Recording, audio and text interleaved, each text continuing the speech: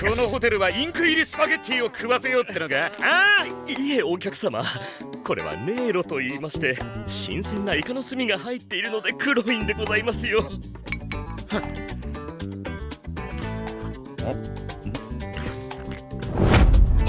うまい！いいじゃねえか！いけるぜ、グー！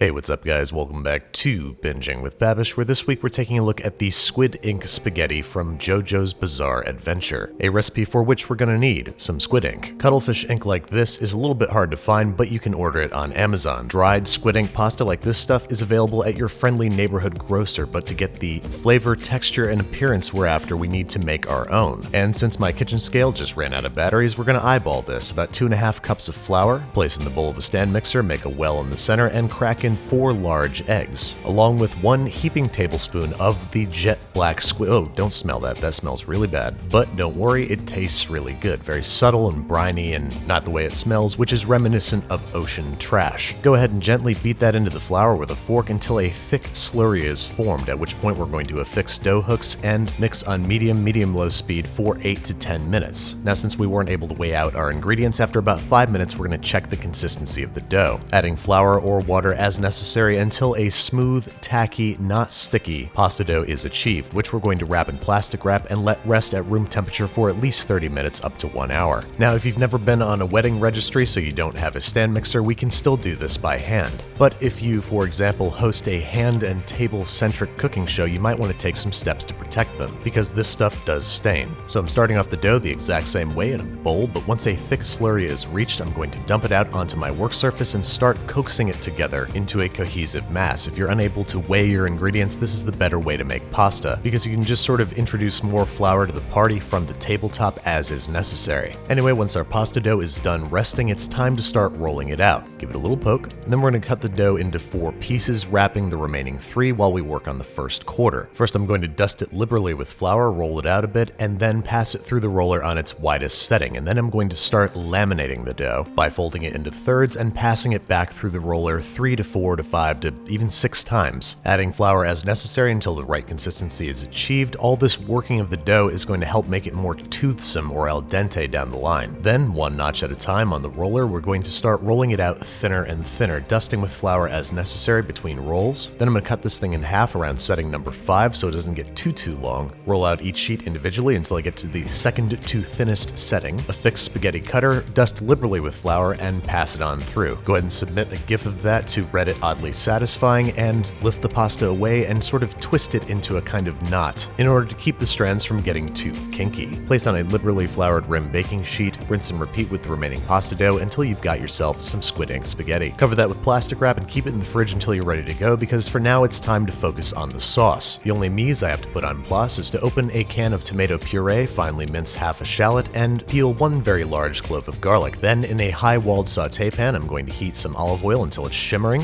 Is this shimmering? Yeah, it is. At which point we're going to dump in our finely minced shallot and saute that for about 1 minute until it's nice and soft and translucent. We're then going to crush in our single clove of garlic and sprinkle in a generous sprinkle of red pepper flake if you want a little heat. Let those flavors get to know each other for no longer than 1 minute or until very fragrant before deglazing with some dry white wine like Sauvignon Blanc. I'm then going to drop in some of our maybe more gently this time, drop in a couple tablespoons of tomato puree. We're then going to simmer that until the 1/4 cup of wine or so that we've added has all but boiled off, which will take about 3 to 5 minutes. So this is the point that we want to start cooking our pasta, because that's only going to take about 1 minute to cook. Fresh pasta cooks very quickly. So during the no more than 90 seconds that spends in the water, we're going to add some squid ink to our sauce, about 2 heaping tablespoons worth. Jojo's mouth is clearly stained black when he eats the pasta, so there's definitely squid ink in the sauce. Then once our pasta is done cooking, we're dumping it directly into the saute pan, along with a few tablespoons of the pasta cooking water, which is going to help make the sauce more cohesive and smooth. Once all the pasta's in the saute pan, we want to rigorously agitate it, toss it if you can, to really aerate that sauce and get it nice and creamy. You might need to season to taste with a little bit of kosher salt, but squid ink is pretty salty, so taste it first. Then we're going to use this lovely trick that I saw on the internet, where we use the help of a ladle to make a perfect twisted mound of our pasta. I know this isn't exactly how it's plated up in the anime, but this is the way I like to plate up my pasta, I'm sorry. And look at this stuff, it's like Alien meets Mind Flayer meets Venom meets